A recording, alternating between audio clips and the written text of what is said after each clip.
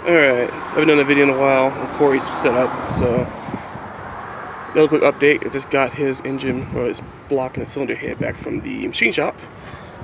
We just got it honed real quick, resurfaced. This is AEB head, also resurfaced. It's great. Of course, I have to pick it up because he has to work a 9 to 5 job, and the machine shop's only open 8 to 5. I always go to Empire here.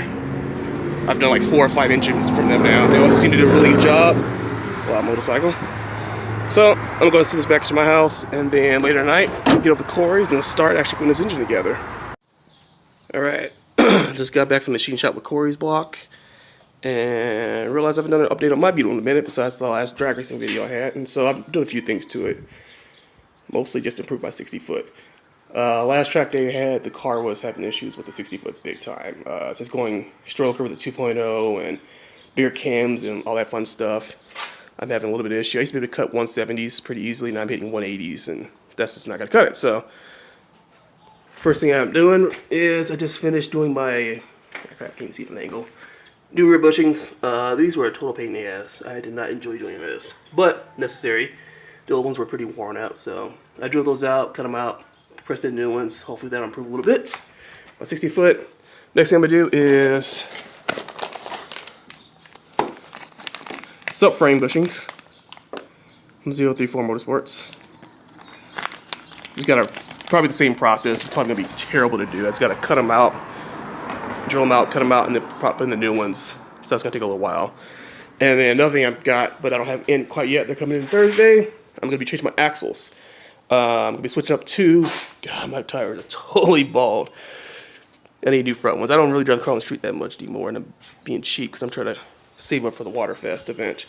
But new axles because I'm using Raxles right now on the car, and I've been keeping my slick pressures around like 12 psi. I can run a lot lower than that, but I've been afraid of just snapping the Raxles. So I went and saved up, got myself hands on drive shaft shop axles, 800 horsepower ones.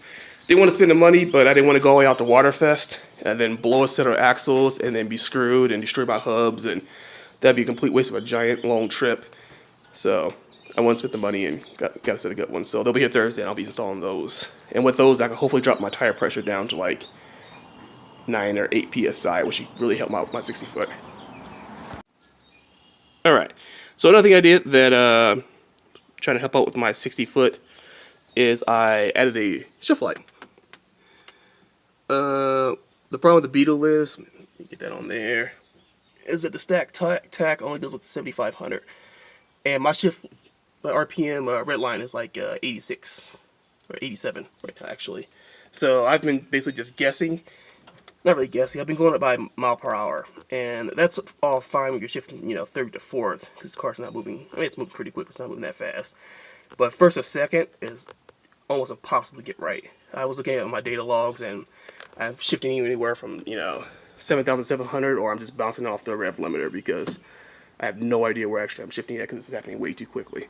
So I got a shift light put in there. I was gonna put a giant tack in the corner from Mike. He also has a Beetle. He was gonna let me have his, but I kind of want to keep my Beetle looking stock-ish on the inside. It has a radio. I mean, up until this winter, it had air conditioning. I took it out because it broke, and I didn't want to spend money on it.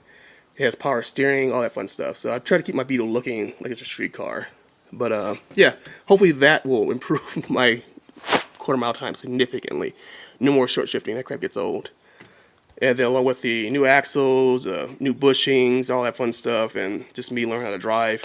I also have a little bit more wiggle room with my setup. I can turn it up another, I think the last time I ran 32 psi at the track, I can run like 36, pretty sure I can get away with that. And I only ran 18 degrees of timing. Most people run like 20 to 22, so I've got quite a bit of room to play with. I had no timing pull whatsoever on the last couple of runs I did. What the heck was that? On the last couple of runs I did, so I have a lot more room to play with, and I'm using like 1,000 cc's of water meth and 100 octane, so I can definitely turn this up some more. So, but first I need to get it running good with the 60 foot, and then once I get that dialed in, just gonna crank it up. So my next track day, or actually it'll be a race, is gonna be the 18th of May. It's going to be the Mountain State Volkswagen Racing Association. Super long name, but it's just a bunch of air-cooled guys, rear-wheel drive, and it's a bracket race, so they're going to kick my butt. They always do. They do it every year, and they are really, really consistent with their cars. I just can't hang with them in bracket racing. But they're all really nice. It's going to be super fun. Can't wait to do that one. And after I get knocked out, I usually then turn up the boost, and they let me do runs in between the rounds. Just kind of like a track day, basically.